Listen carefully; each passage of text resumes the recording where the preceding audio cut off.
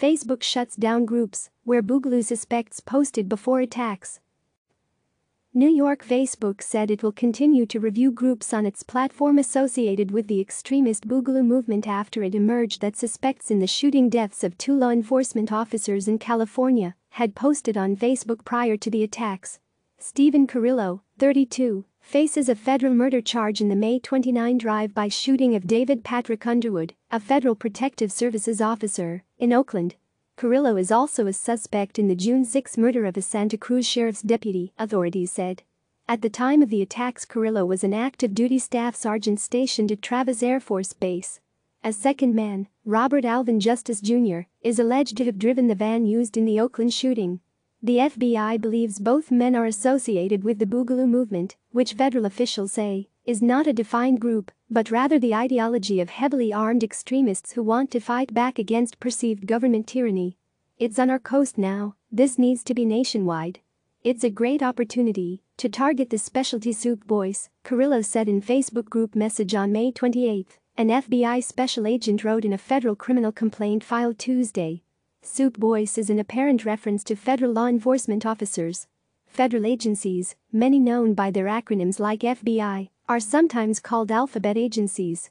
The soup boy term is an apparently related reference to alphabet soup.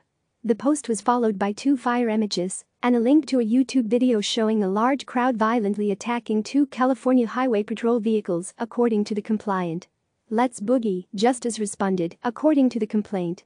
"I believe that Justus's response, 'Let's boogie,' is a statement of agreement and affirmation to engage in attacks on law enforcement personnel in accordance with Boogaloo ideology," an FBI special agent wrote.